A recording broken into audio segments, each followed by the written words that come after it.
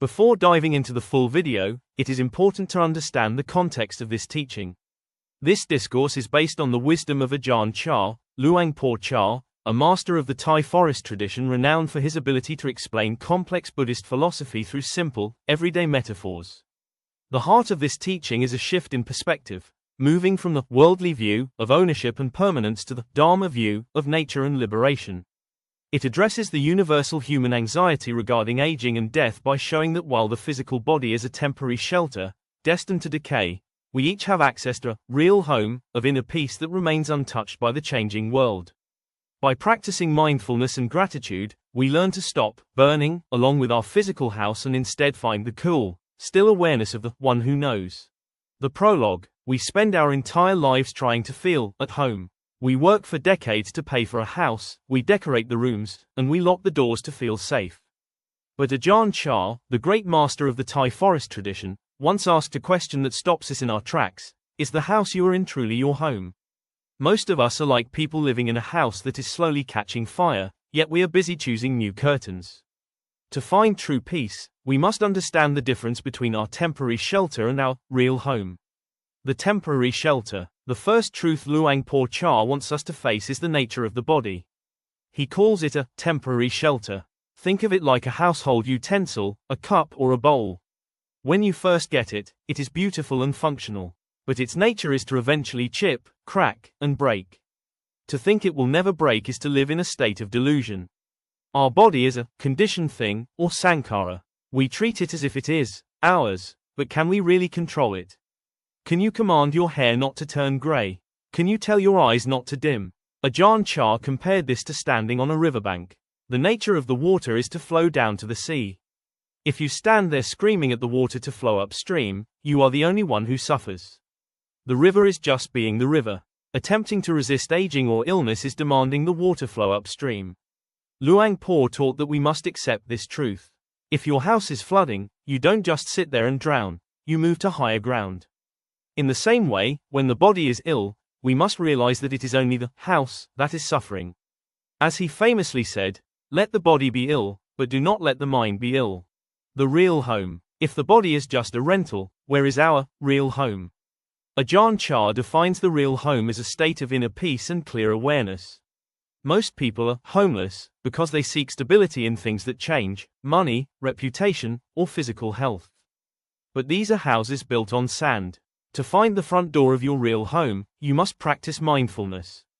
Ajahn Chah taught the use of the mantra, Buddho, the one who knows, the one who is awake. When you sit in meditation and watch the breath, you are stepping onto the porch of this home. Imagine a storm is raging outside. If you are standing in the middle of the rain, you are soaked and miserable. But if you step inside a sturdy house and watch the rain through a window, you stay dry. The real home is that internal vantage point. When a painful feeling arises, the one who knows observes it. It sees the pain, but it is not the pain. It sees the anger, but it is not the anger. This awareness is the only place in the universe that is truly safe from the fire of decay. Understanding reality and letting go. To enter this home, you have to leave your baggage at the door. This means letting go of attachments. Ajahn Chah spoke often of samut, social suppositions. We call things my children, my possessions, or my body. But these are just labels we've agreed upon for a short time. He used the analogy of a tree branch. Birth is one end, and death is the other. Most people want to pick up the branch but only hold the birth end. They want the joy of gain without the pain of loss. But Ajahn Chah reminds us, it is the same branch. You cannot have one without the other.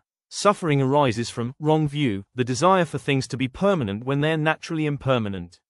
Wisdom is seeing the three marks of existence: anicca, change; dukkha, suffering; and anatta, not self. When you stop trying to own the world, you finally find a place to sit down and rest. True peace comes from letting go of the owner and becoming the observer. The duty of gratitude. While we learn to let go internally, we must still fulfill our duties externally. Ajahn Chah emphasized Katanyu Katavedi, the virtue of gratitude. He taught that gratitude is the hallmark of a good person and the virtue that supports the world. A beautiful part of this teaching involves our parents. As they age, they often become like children again, forgetful, physically weak, or dependent. For many, this feels like a burden. But Ajahn Chah tells us it is a role reversal and a sacred opportunity. They carried us when we were helpless, now we carry them. Caring for our elders with patience and sacrifice is how we honor the temporary house they provided for us. This act of service cleanses the heart and builds the foundation of merit needed to reach our real home. It is the practice of Dharma in action. If you can't be kind to those who gave you life, you will never find peace in the forest. The trap of comfort. Many of us believe that if we just make our external lives comfortable enough, we will finally be at peace. Ajahn Chah warned that this is a trap. He used the example of a person sitting on a chair. If you sit for a long time, it feels good. But eventually, the chair becomes uncomfortable.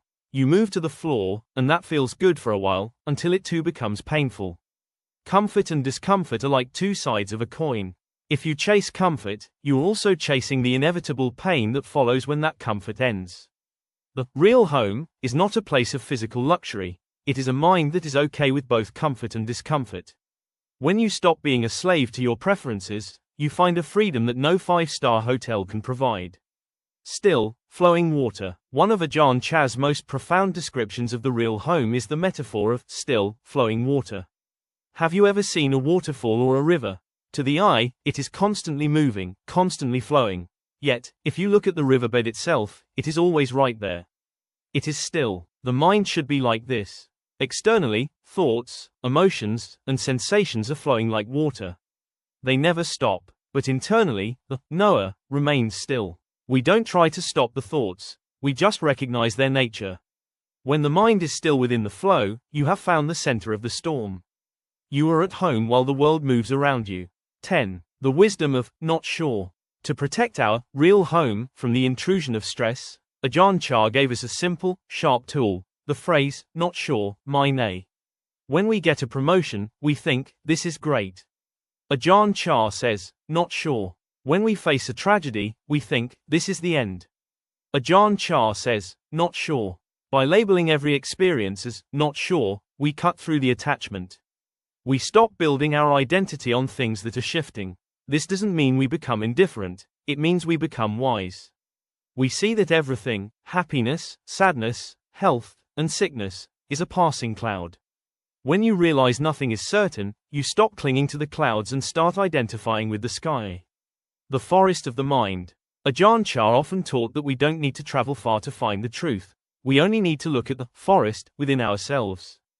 In a forest, some trees are tall, some are short, some are straight, and some are crooked. A person without wisdom complains that the crooked trees aren't straight. But a person with wisdom sees that the crooked tree is just being a crooked tree, and the straight tree is being a straight tree. Nature is just as it is.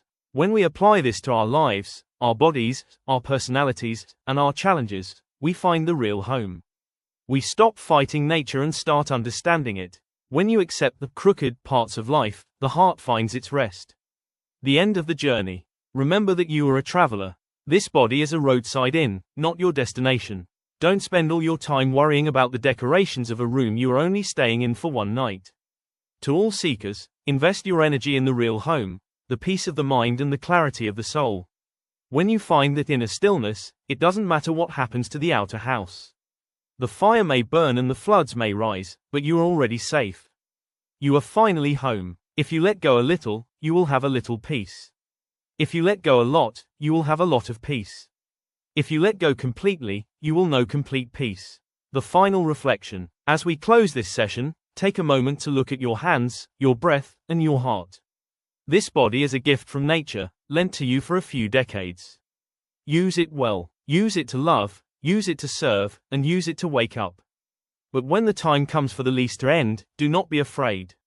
If you have built your real home through mindfulness and wisdom, death is not a tragedy. It is simply the traveler finally laying down their heavy bags. May you all find that place of still, flowing water. May you find the peace that the world cannot give, and the world cannot take away. Stay awake, stay at home,